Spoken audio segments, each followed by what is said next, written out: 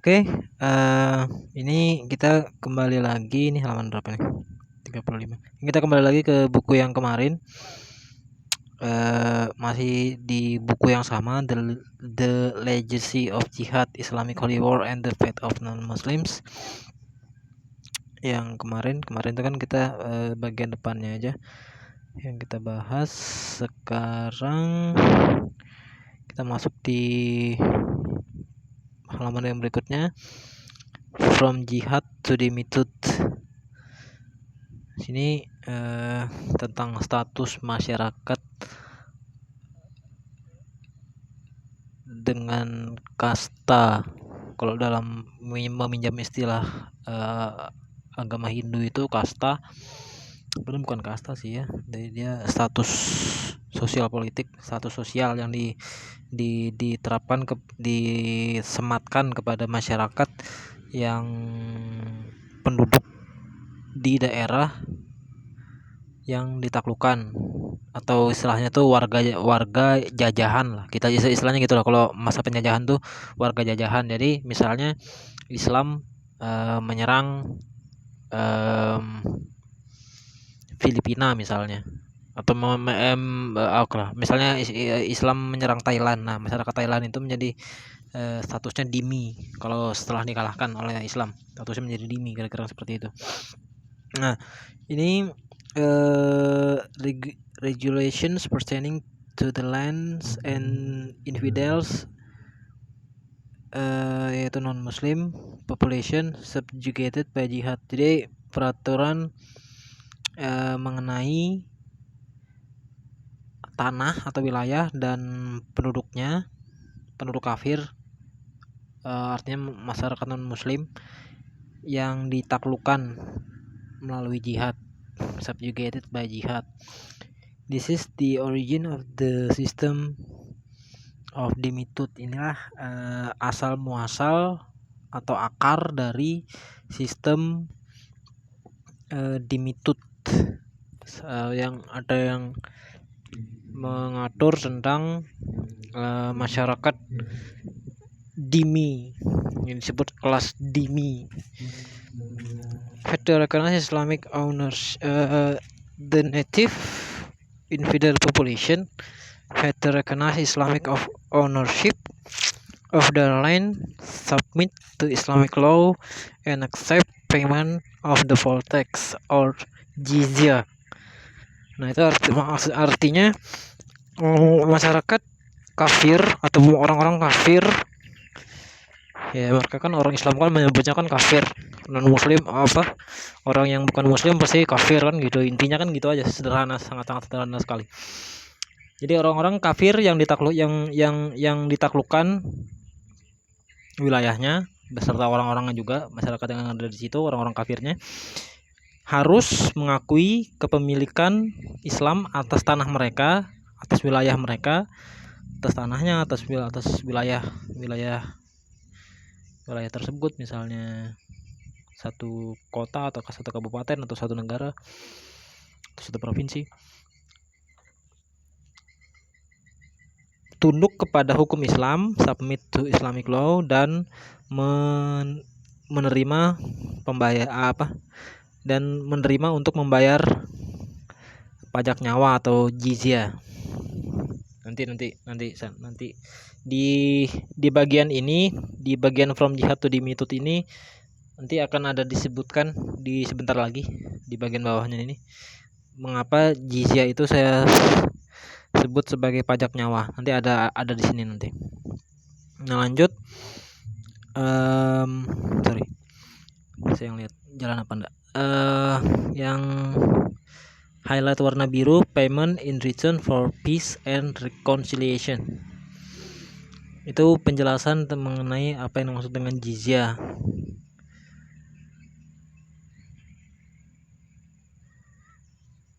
The enemy makes a payment in return for peace and reconciliation. Jadi musuh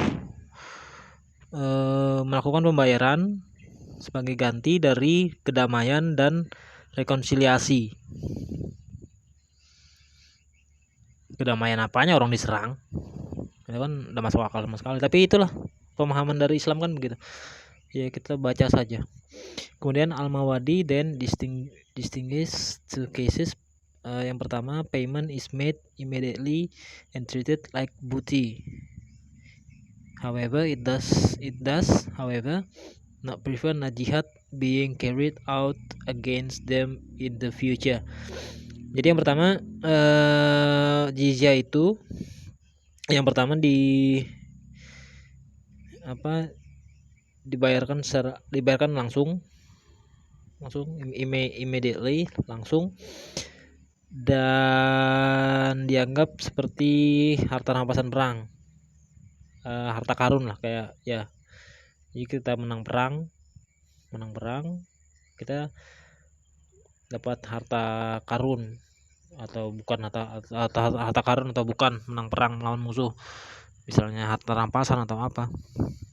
Ya, itu maksudnya treated like a booty, itu maksudnya itu. Tetapi dengan membayar pajak itu juga, dengan membayar pajak jizya itu tidak mencegah jihad dilakukan lagi kepada yang membayar jizya ini di waktu akan datang, di masa depan, di waktu yang akan datang. Tidak sekalipun artinya sekalipun saya ditaklukkan oleh Islam misalnya, saya membayar jizya, tetapi jizya yang saya bayar itu tidak menjadi jaminan bahwa saya tidak akan diperangi lagi. Bisa jadi masih nanti di masa yang akan datang nanti akan diperangi lagi, entah kapan. Itu tidak menghilangkan peluang untuk diperangi lagi. Yang kedua, payment is made yearly and will constitute ongoing tribute by which their security is established. Reconciliation security lasts long as the payment is made. If the payment ceases, then the jihad resumes. Jadi ini masih mirip-mirip kayak yang pertama. Tapi yang pertama ini masih ya tidak jelas kapan mau diperanginya. Tapi kalau yang pengertian yang kedua ini, pajak nyawa itu selama kita masih bayarkan jizya itu, maksudnya selama kita bayar terus, kita tidak akan diperangi. Jihadnya stop. Jihadnya tidak akan dilakukan lagi terhadap kita. Tetapi kalau jizya itu kita stop bayarnya, maka jihad itu akan dilanjutkan terhadap diri kita. Kita menjadi korban dari jihad. Nah itu. A treaty reconciliation may be renewable but must not exceed 10 years. In the capture division, the division of Fay and the Genema or booty, the regulation pertain to the land taken from the infidels. Dia merampas tanah atau mengambil tanah yang dimenangkan dari orang-orang kafir. Nah gitu, tahu juga. With regard to the land taken through treaty, specifically he indicates two possibilities: either the infidels convert or they pay jizya and their life and belongings are protected. Jadi kalau orang kafir itu jadi mualaf atau mereka membayar, itu pilihan yang pertama. Orang kafir masuk Islam. Pilihan yang kedua, orang kafir membayar jizya, pajak nyawa. Maka nyawa dan harta benda mereka akan aman, terlindungi. The nature of such protection is clarified in this definition of jizya by the respected Arabic lexicographer E.W. Lane, based on a careful analysis of the etymology of the term. The text that is taken from the free non-Muslim subjects of Muslim government, whereby they ratify the compact that assures them protection as though it were compensation for not being slain. Jadi itulah yang saya bilang, compensation for not being slain. Makanya di situ saya kasih garis merah itu, kasih garis bawah merah maksudnya. beri garis bawah warna merah. Itu maksudnya teks di sini jizya. Nah, jadi jizya itu dibayarkan sebagai ganti, sebagai kompensasi bahwa tidak dibunuh, pengganti nyawa kita. Kamu ndak kumati, gantinya, sebagai gantinya bayar jizya. Kamu ndak kumati, tetapi sebagai gantinya kamu ndak kumati, kompensasinya kamu harus bayar jizya. Kurang lebihnya begitu. Oke, jadi sudah paham ya kenapa jizya itu saya sebut sebagai pajak nyawa. Ini karena itu. Sebagai ganti kamu tidak dibunuh, kamu harus bayar jizya.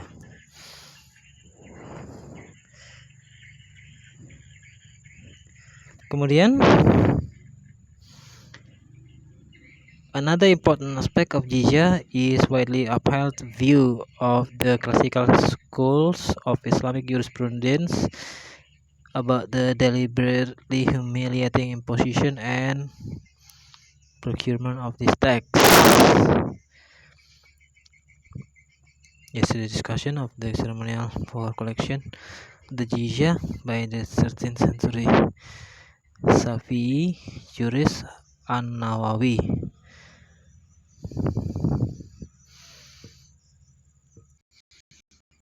Sorry, kebanyakan pemberitahuan notifikasi masuk di HP.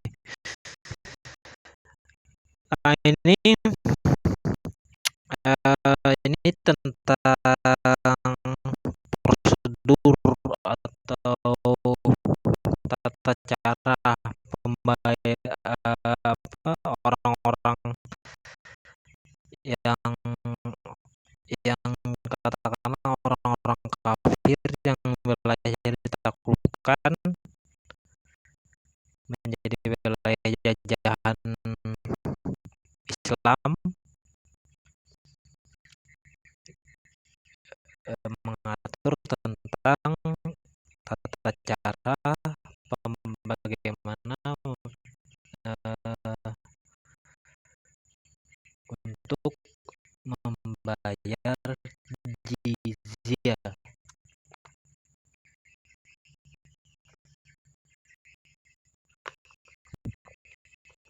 Tata caranya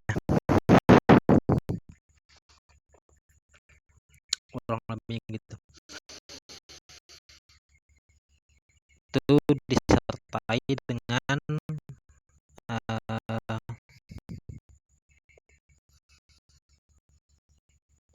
humiliation, penghinaan, lebihnya gitu.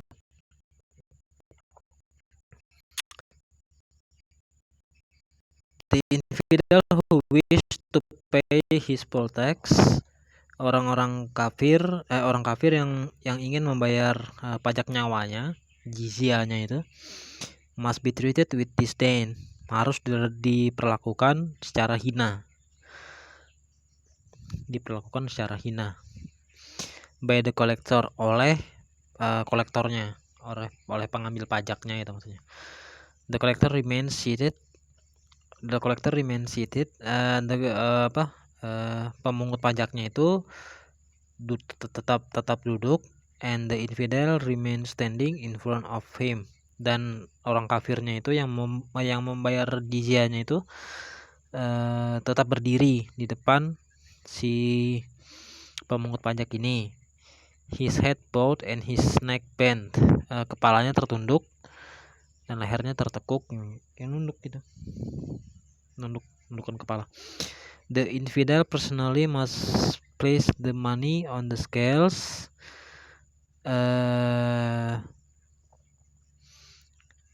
Si orang kafirnya ini yang mau membayar pajak nyawanya, yang membayar jizyanya itu harus menaruh uangnya di atas timbangan, while the collector holds him by the beard Sementara si pemungut pajaknya ini menarik janggutnya atau mencengkram janggutnya and strikes him on both cheeks, dan menampar kedua pipinya. Bagaimana itu? Penghinaannya kan? Kemudian itu tadi dari catatan tentang tata cara pembayaran jizya abad ke-13.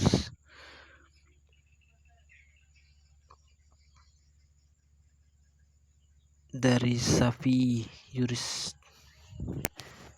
aliran Islam Syafi'i. An-Nawawi.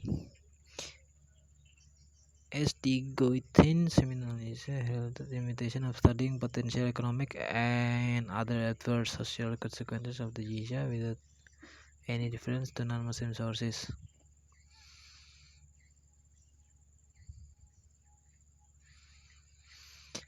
Next, kita biar singkat aja ya, kita fokus ke tulisan yang di highlight aja supaya nggak terlalu panjang.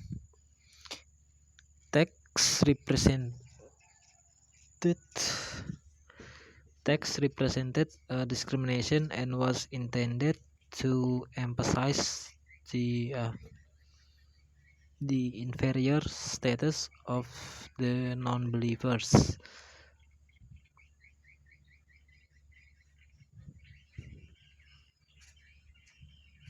Direpresentasikan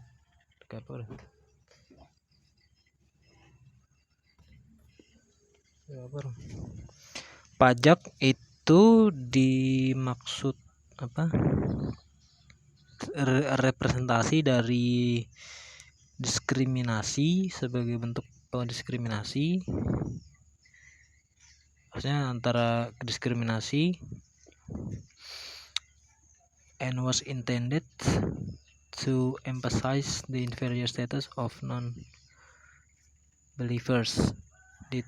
Kemudian yang bawahnya, it did not take into consideration the immense extent of poverty and privation experienced by the masses, and in particular their persistent lack of cash, which turned the decision of the tax into one of horror, dread, and misery. Pajak dimaksudkan untuk diskriminasi dan menekankan status inferior dari orang-orang kafir, non-believers. Dan yang bawahnya itu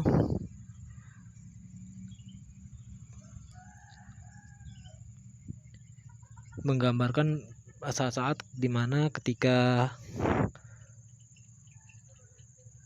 kesulitan ekonomi menimpa warga dhimmi atau warga kafir, warga yang masyarakat yang wilayahnya ditaklukkan tapi masih tinggal di situ, wilayahnya ditaklukkan, orang-orang kafir itu sebut aja, ketika masa ekonomi sulitan ekonomi, tetapi mereka harus membayar pajak jizya. Itu menjadi masa-masa yang sangat-sangat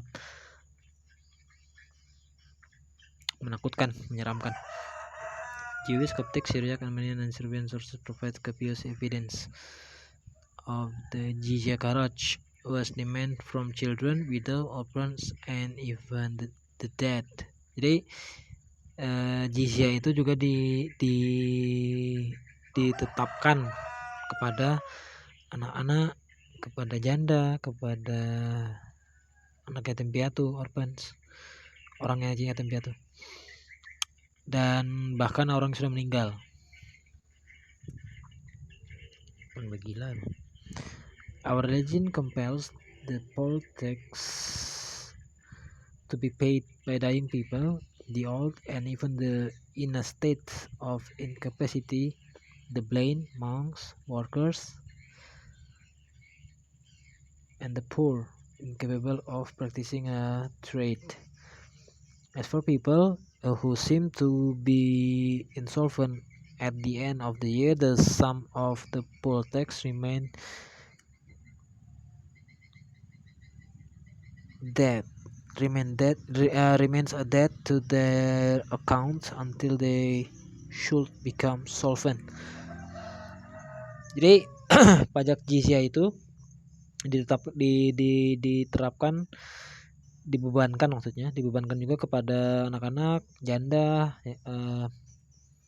yatim piatu, orphans, dan bahkan orang yang sudah mati. Kalau orang yang sudah mati itu yang membayarkan pajaknya itu keluarganya.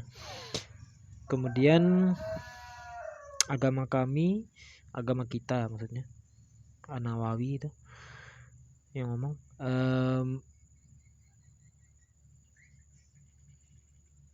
compels menetapkan atau menentukan pajak itu juga, pajak jizya maksudnya, diwajibkan untuk dibayar oleh orang yang sudah mati. Maksudnya bukan orang mati itu yang bayar, maksudnya keluarganya. Tetap orang-orang yang sudah jompo, the old, and even in the state of capacity, dan bahkan dalam keadaan yang tidak memungkinkan, dalam keadaan disabilitas, misalnya buta,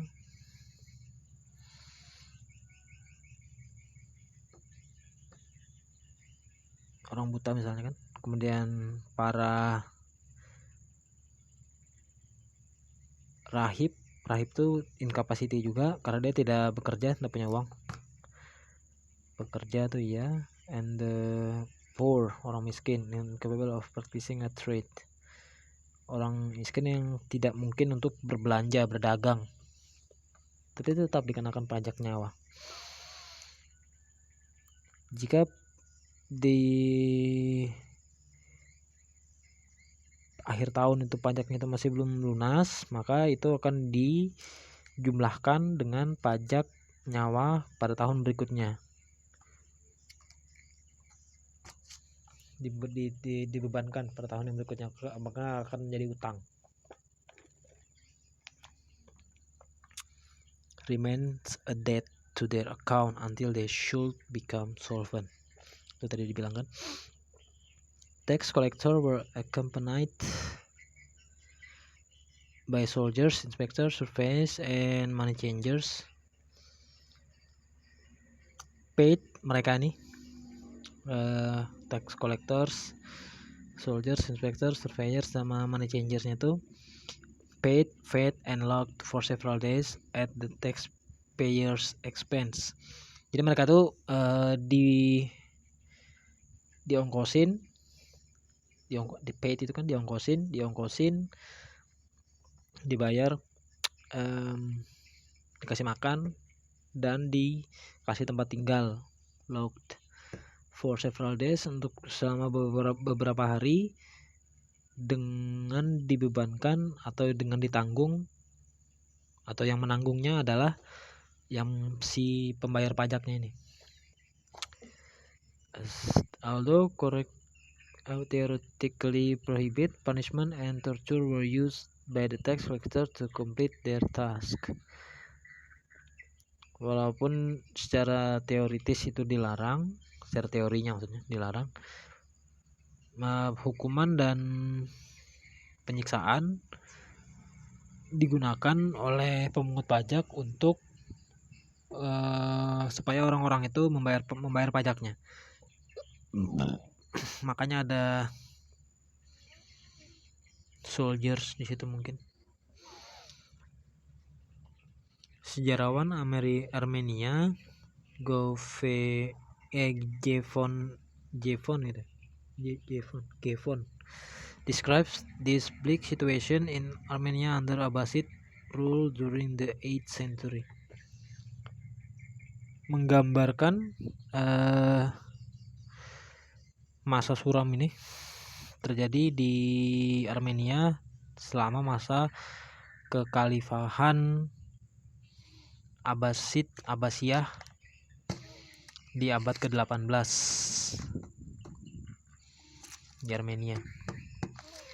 One saw horrible scenes on every sort of torture, nor did they forget to tax the dead, menetapkan pajak kepada orang mati.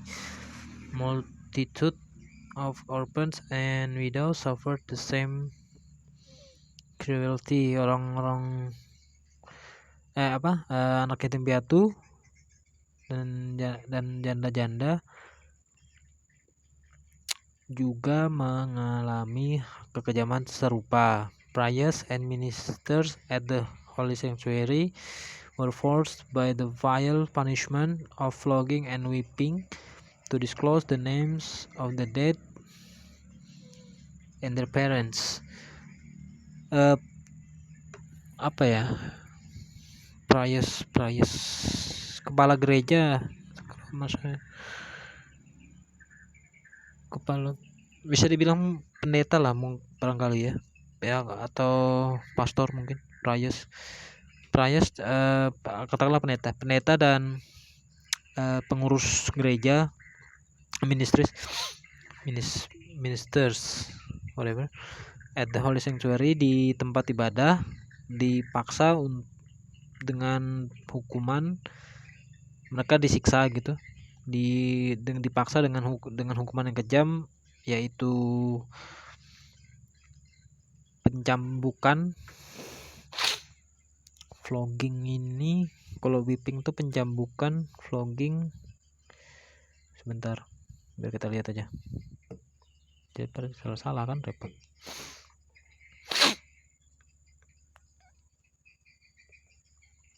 Cemeti,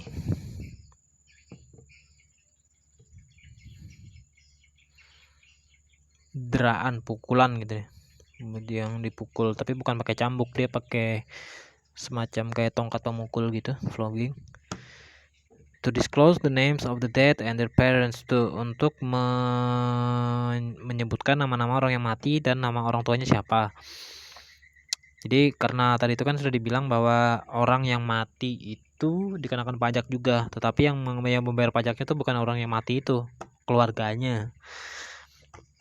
In short, the whole population of the country smitten with enormous taxes after having paid large sum of zuze, what is that? Still silver coins. Also had to wear a lead sail around their necks. Jadi dia harus mengenakan semacam kayak rantai di leher mereka, kayak rantai anjing tuh modelnya. As for the lower classes of the population, he had been exposed to different sorts of torture. Some suffered flagellation for being unable to pay exorbitant taxes. Flagellation ini kalau tidak salah pencambukan, tapi kita lihat.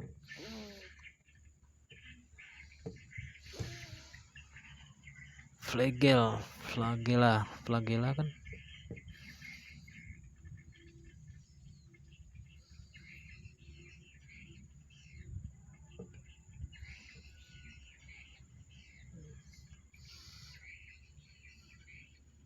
deraan ya, penyiksaan, pemukulan yang kayak di film-film tuh, ya, flagellation, di semacam di pakai rotan gitu, dipukulkan. For being unable to pay exorbitant taxes, karena tidak bisa membayar pajak yang sangat tinggi, exorbitant. Others were hanged on gibbets. Di gibbet itu kayak sangkar, semacam sangkar lah, bisa dibilang sangkar tapi yang isinya itu bukan burung, manusia. Itu digantungkan di kayak tiang bentuknya kurang lebih kayak tiang yang kita gantungkan sangkar burung, itu kurang lebihnya kayak gitu bentuknya, tetapi isinya itu manusia bukan burung, dan dibiarkan di situ sampai mati, biasanya gitu. Kalau gibat tuh kayak gitu. Or crushed under presses, itu ditindihin, ditekan, mungkin di dia dibaringkan, terus di atas badannya itu entah dia tengkurap atau telentang, 1, 2, 3, 4, 5 dan seterusnya, karung. Pokoknya ditekan, ditindihin, press.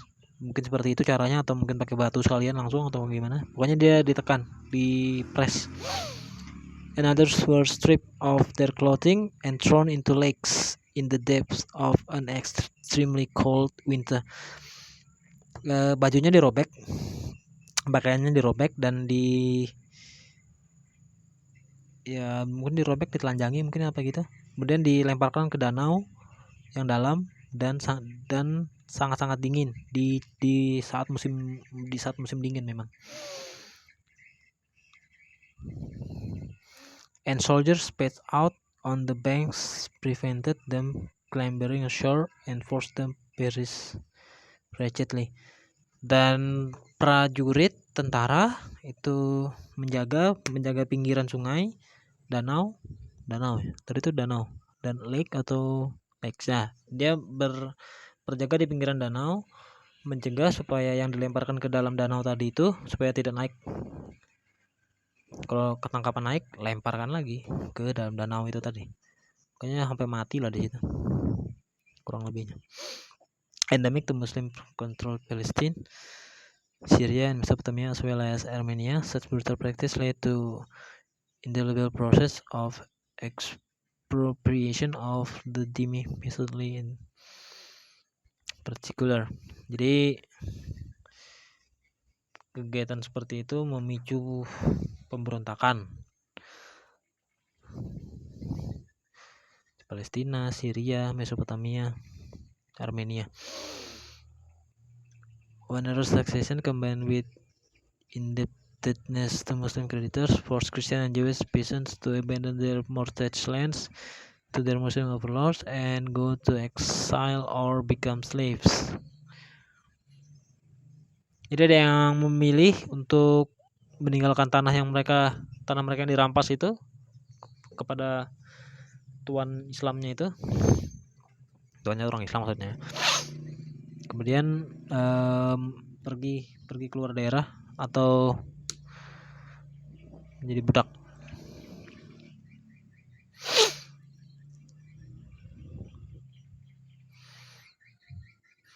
Humiliating conditions under which the jizya was still being collected within the modern era. Jadi jizya masih dapat ditemukan di era modern saat ini. Seorang berkebangsaan Italia Yahudi berjalan-jalan ke Maroko pada tahun 1894. Sudah agak lama juga sih ya, sudah tahun 2000-an sekarang.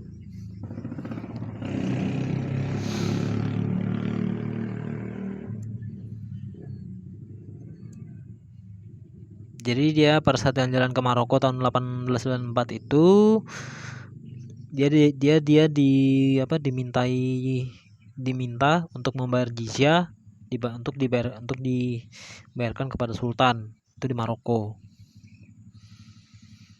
Kemudian dia dipukul 2 kali, 2 blows in the back of the neck, di leher bagian belakangnya.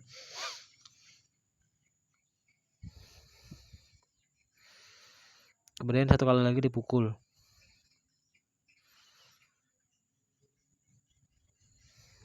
Karena itu seperti yang tadi diceritakan, jenggotnya ditarik, baru pipi ditampar 2 kali kiri kanan, plak.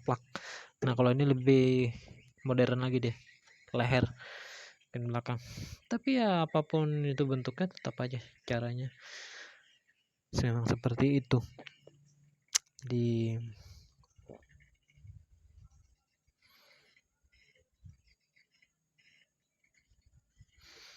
Not to enter Dar el Maghzen except barefoot. Yang dia di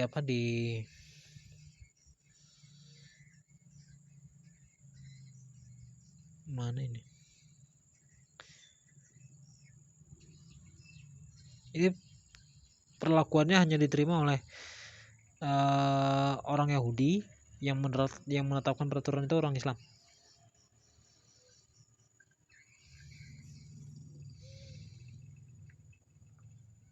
Jadi si Yahudi ini harus suruh copot sepatu apa sandal gitu. Ini yang di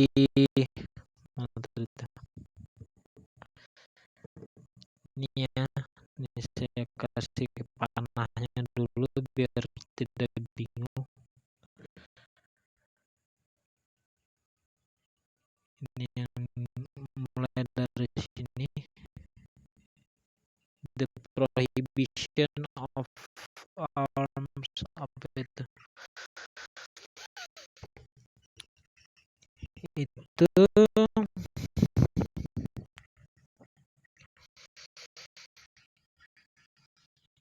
some of the more salient feature of the method include, ini dia mengutip dari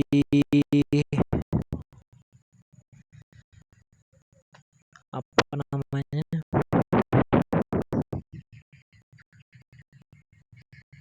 Fakta Umar, mengutip dari Fakta Umar Pack of Umar itu, mengutip dari Fakta Umar, prohibition of arms for the vanquished non-Muslims,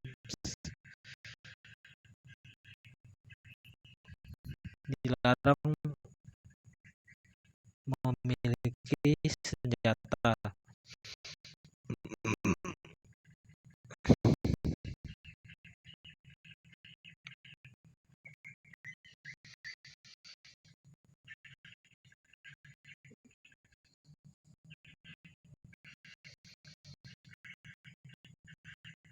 Dan lonceng gereja.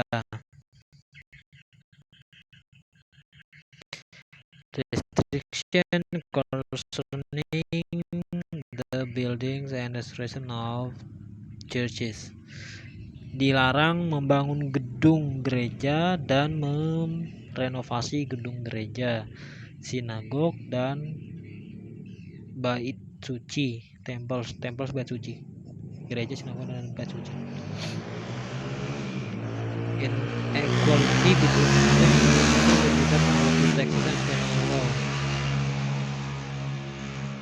ketidaksetaraan, inequality, ketidaksetaraan antara muslim dan non muslim dalam hal pajak dan hukum hukum pidana mungkin maksudnya kali ya. Division of demi testimony by Muslim courts. Kesaksian dari orang muslim kesaksian dari orang dimi, status dimi, entah itu Yahudi atau Kristen, bisa ditolak kesaksiannya itu oleh pengadilan Islam. Jadi misalnya gini, kalau ini parah juga nih. Misalnya gini, misalnya ada perempuan Kristen menjadi korban pemerkosaan. Dia melapor ke pihak kepolisian. Korban disuruh bersaksi. Kesaksiannya tuh si korban ini tadi, karena dia seorang dimi, kesaksiannya ditolak. Nah, gimana itu? Agak repot. Requirement that Jews, Christians, and other non-Muslims, including Zoroaster, Hindu, wear special clothes, and the overall humiliation and abasement of non-Muslims. Kewajiban dari orang Yahudi, orang Kristen, dan non-Muslim lainnya seperti termasuk Zoroaster dan Hindu menggunakan pakaian khusus, and the overall humiliation and abasement of non-Muslim, dan tanda dan penghinaan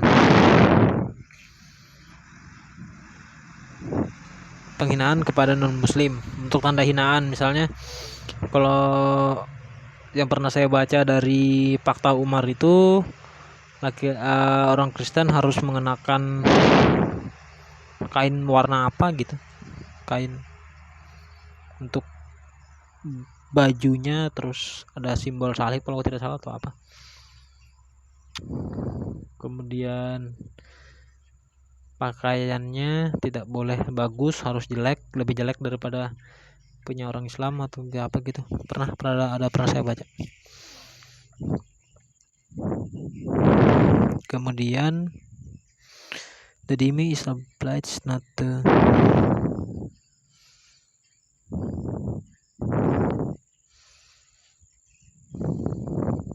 apa nih? Muslim Author Muhammad highlight how the institution dhimmi was simply a normative and prominent feature of the Sharia. The dhimmi is obliged not to mention Allah, mungkin ya, and his apostle. Jews, Christian, and magician must pay jizya, poll tax of non-Muslims. On offering up the jizya, dhimmi must hang his head. What? While the official take hold of his beard and hits.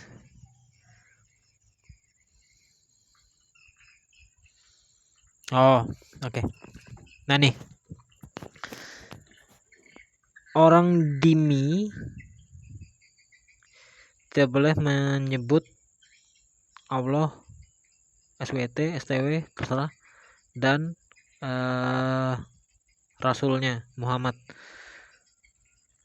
kayak gitu. Kemudian Yahudi, Kristen, dan majian, majusi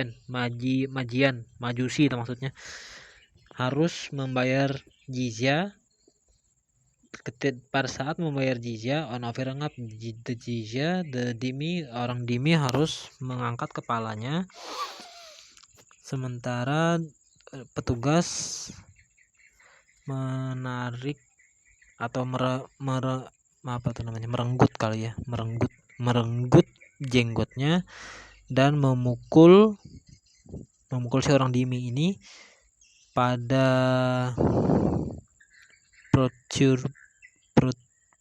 protuberant bone beneath his ear. Jadi ada tulang nih, tulang yang di bawah telinga ini yang agak di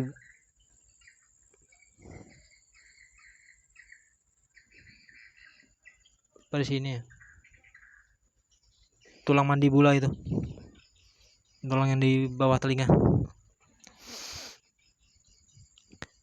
Itu dipukul. sama si petugas penarik pajak itu, pemungut pajak jizya itu. They are not permitted to ostensibly display their wine or church bell. Mereka tidak boleh menunjukkan anggur atau lonceng gereja mereka. Anggur di sini maksudnya perjamuan kudus. Jadi orang Islam melarang orang Kristen melakukan perjamuan kudus. Itu.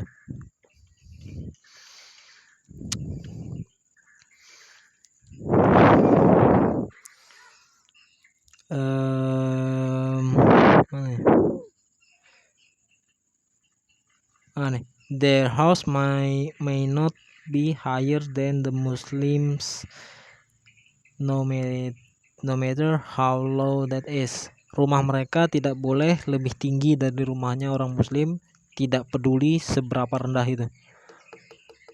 Jadi misalnya rumah orang Muslim itu tingginya hanya kurang lebih 3 meter misalnya, orang Kristen tingginya berapa? 2 meter. Jadi apa, nunduk tuh, tenda misalnya kayak gitu. The dhimmi may not ride an elegant horse or mule.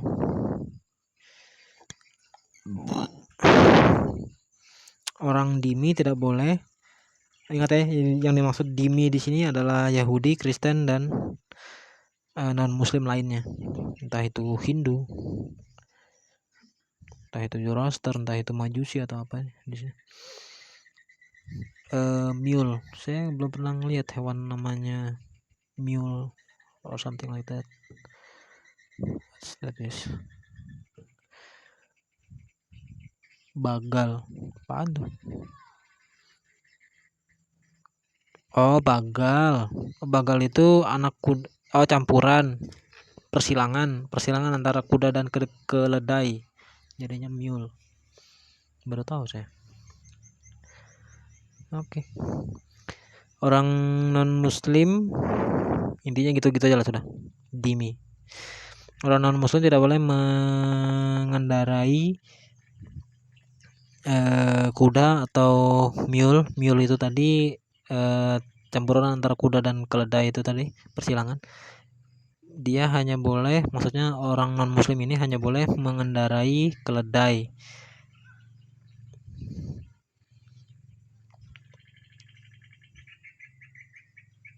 He may ride a donkey.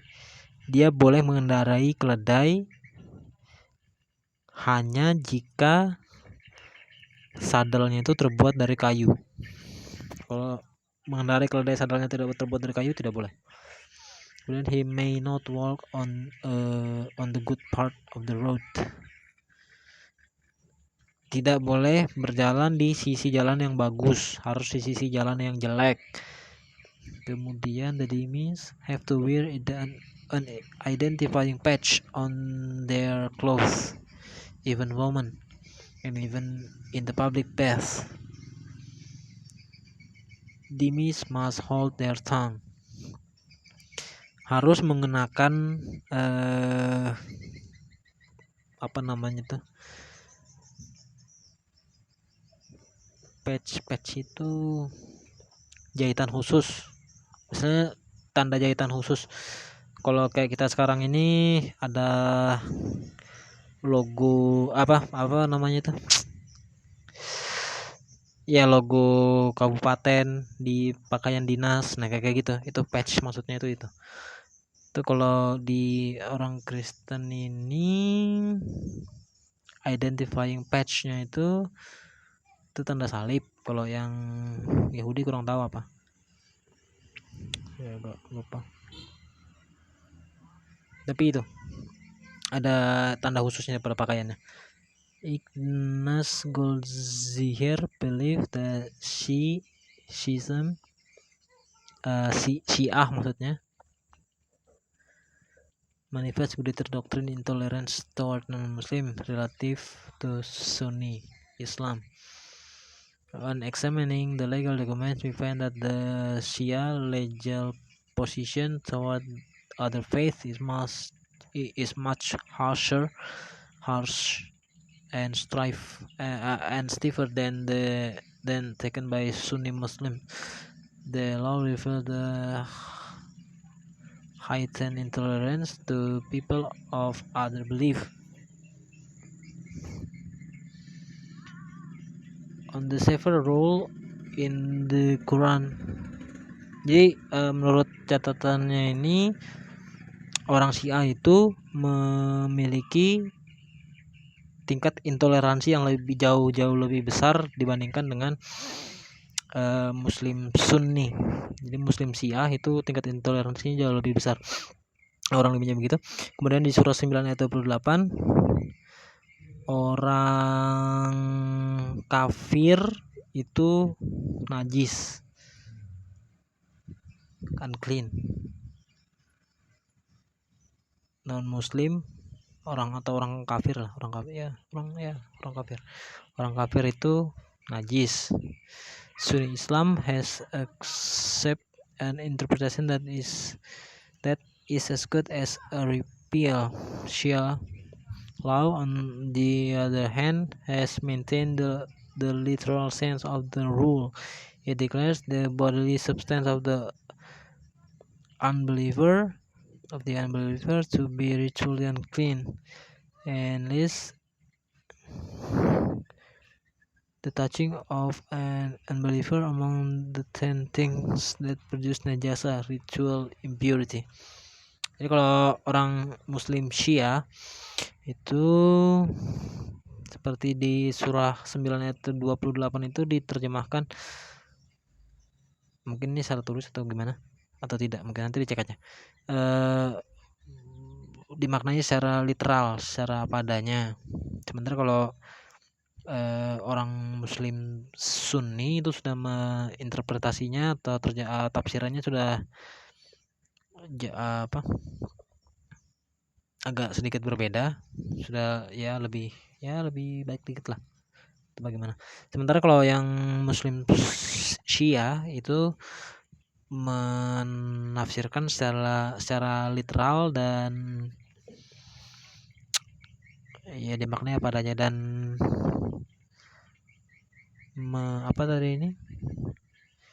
menyatakan bahwa menyentuh orang kafir itu diantara 10 hal yang menghasilkan najis atau yang membuat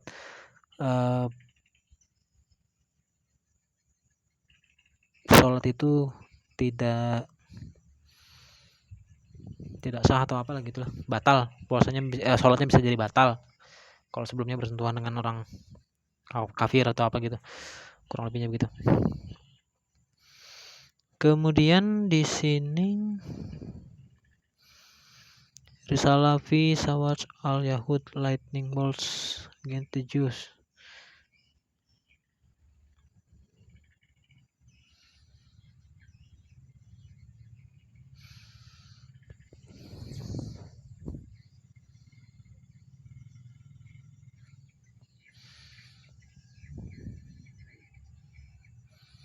Ini masih yang di atas ini masih tentang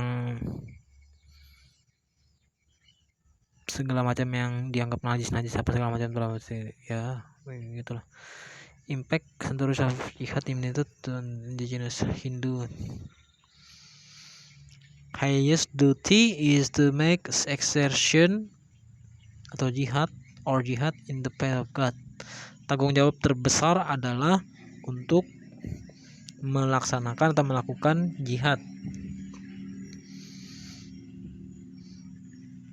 dengan memerangi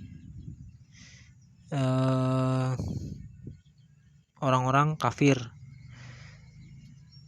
till they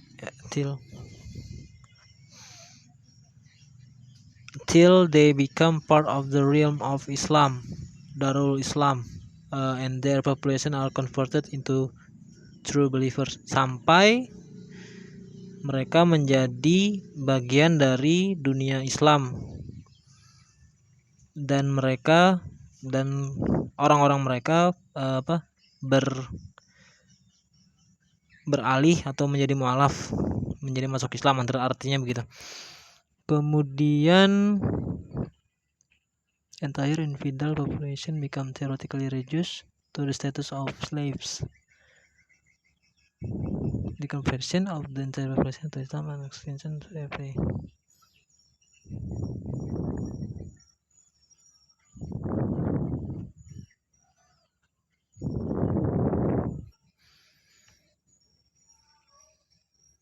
Jadi jihad itu memang tujuannya untuk mengislamkan orang dan mengislamkan wilayah. Itu landasan atau tujuan lah ya, tujuan dari jihad.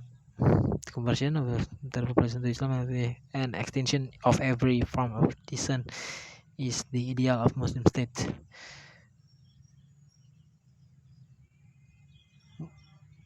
Pemualafan dari seluruh populasi, seluruh masyarakat di muka bumi ini maksudnya menjadi Islam, dan kepunahan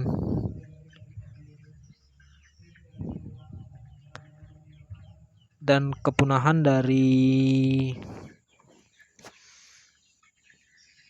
bentuk penolakan terhadap Islam itu yang adalah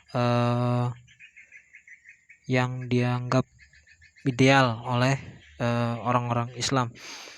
Kemudian political and social disabilities must be imposed on him, and bribes offered to him from the public funds to hasten the day of his spiritual enlightenment and the addition of his name to the roll of true believers.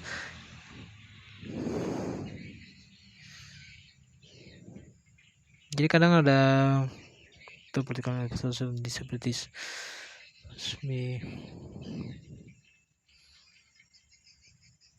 cara-cara lain yang digunakan juga selain jihad untuk mengislamkan orang. Salah satunya tuh bribes offered to him. Bribes offered, maksudnya sogokan menggunakan uang. Jadi kalau kamu mau jadi mualaf, kamu kasih sekian misalnya gitulah atau apalah. Kemudian godaan dari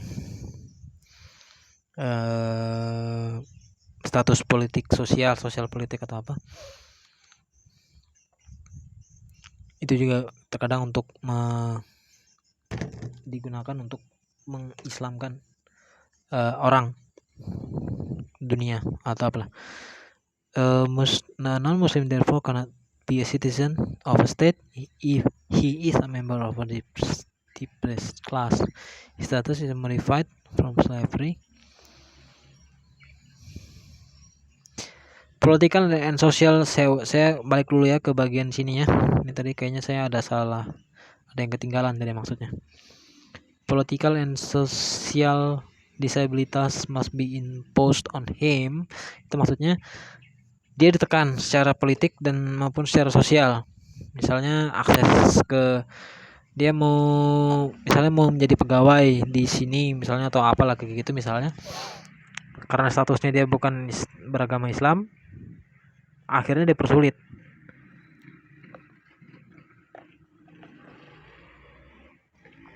Atau mendapat pekerjaan misalnya, akhirnya dipersulit. Itu salah satu bentuknya. Kurang lebihnya begitu. Betul safari selama ada kontak.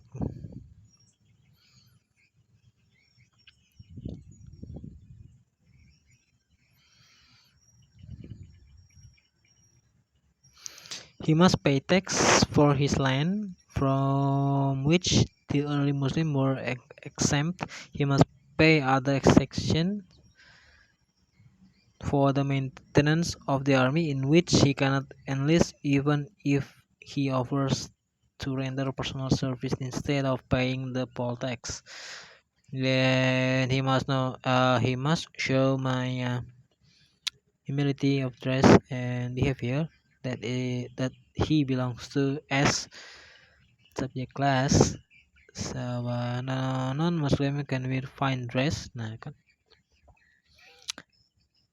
ride on horseback or carry arms, and he must behave respectfully and submissively to every member of the dominant sect.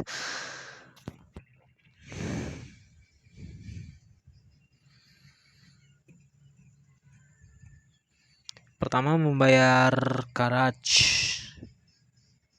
tax untuk pajak ke tanahnya. Kemudian membayar pajak lagi untuk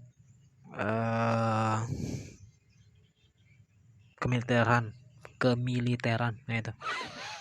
Kemudian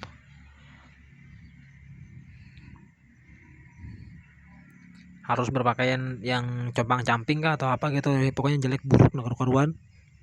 Humility of dress and behavior,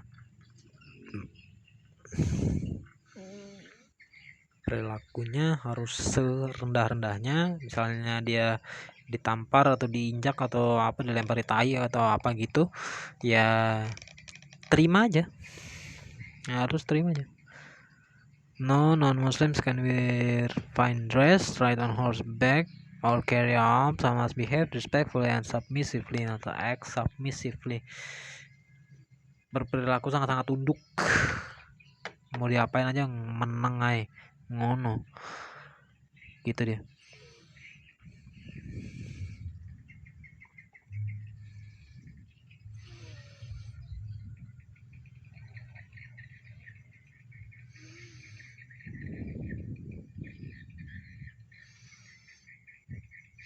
Rewards in form of money and public employments were offered to apostates from Hinduism. Itu dilakukan oleh orang-orang Islam kepada orang Hindu. Lihat ini ya. Saya baca tadi yang bagian ini. mungkin nggak lihat ini rewards in the form of money and public employment were offered to apostate from Hinduism.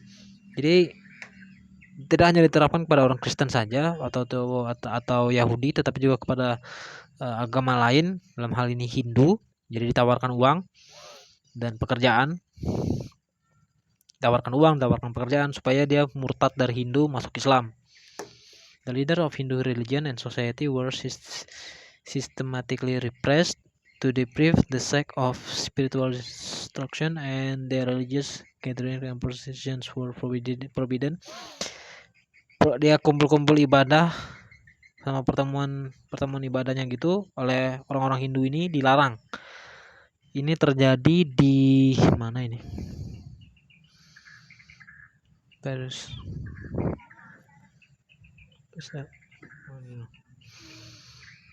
Ini terjadi di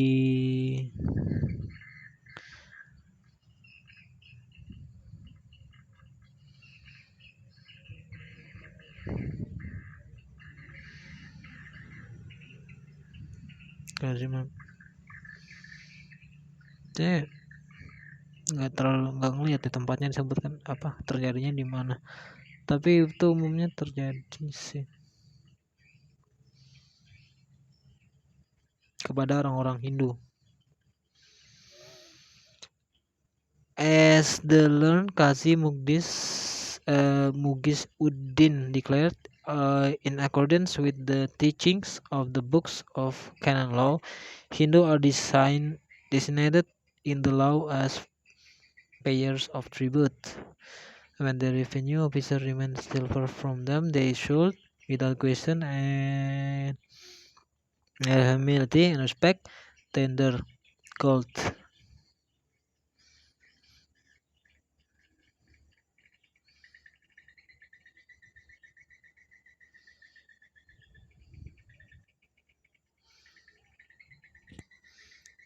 Extreme obedience of the Zimmi atau Dhimmi, glorification of the true faith of Islam, kemuliaan apa gitulah,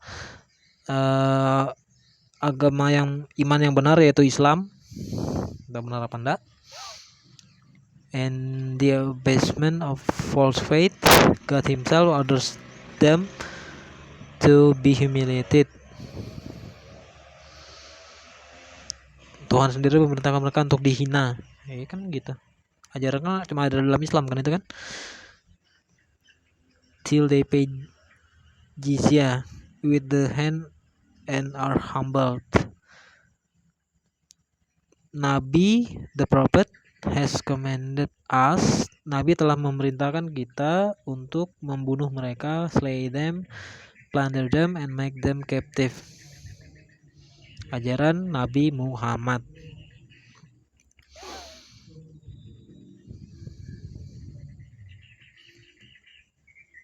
Kemudian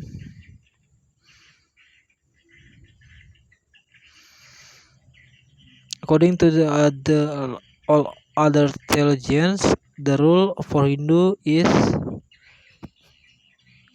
aturan bagi umat Hindu adalah itu.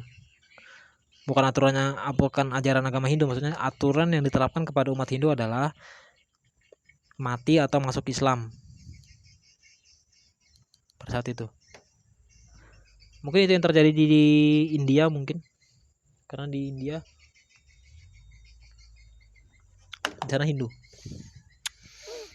Mungkin itu yang terjadi di India waktu itu mungkin.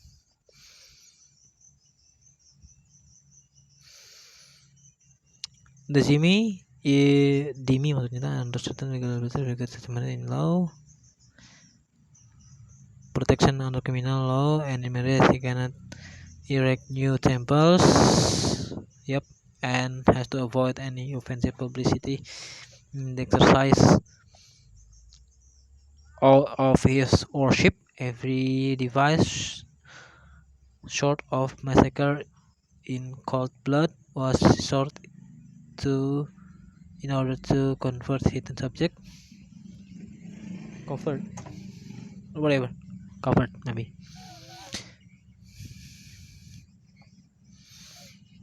Yang tadi rewards and in form of money and public employment were offered to apostates from Hinduism.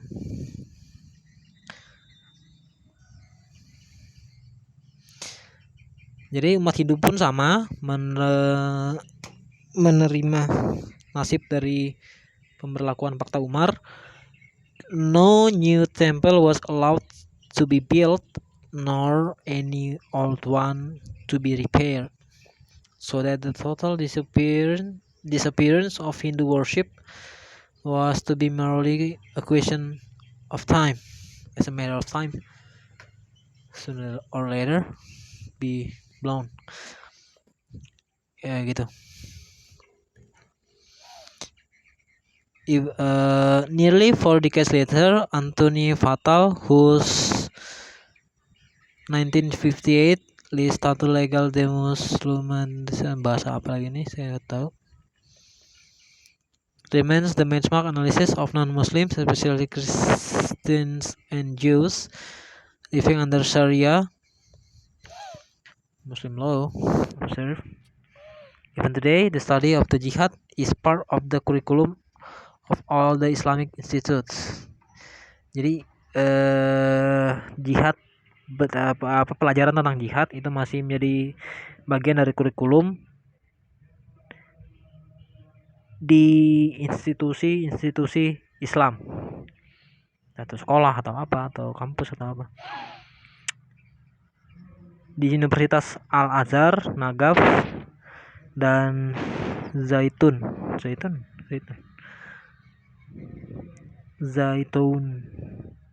itu Zaitun gitu. Students are still taught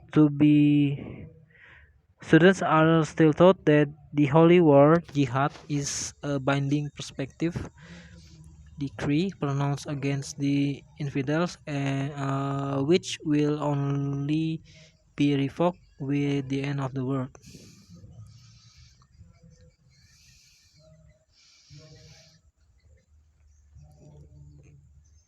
Yang hanya akan berakhir ketika kiamat, akhir dunia, ketika dunia berakhir, ketika kiamat. Jadi selama dunia belum kiamat, jihad itu masih tetap dilakukan.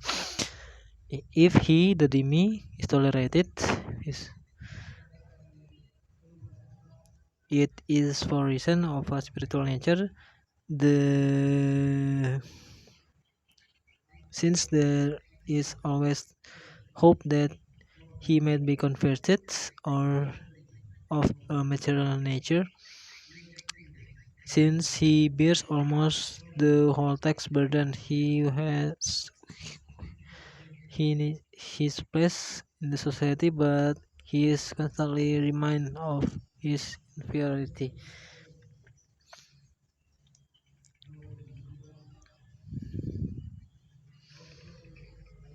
Jadi orang-orang dhimmi, kafir, infidel, apakah itu sebutannya, itu diberikan toleransi dengan harapan mereka akan menjadi mualaf.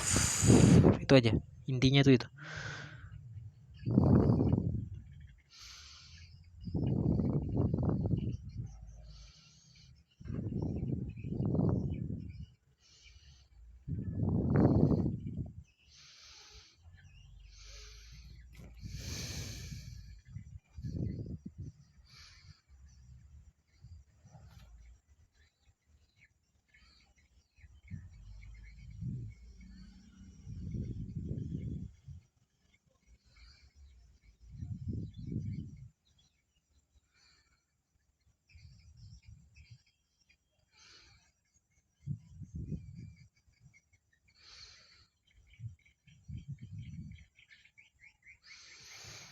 Di sini ini tentang jihad yang maksudnya orang-orang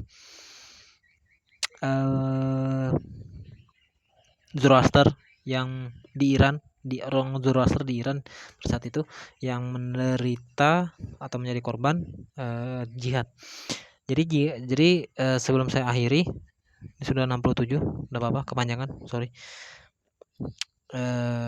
Sebelum saya akhiri, jadi jihad itu adalah salah satu cara yang digunakan oleh Islam untuk mengislamkan seluruh muka bumi ini.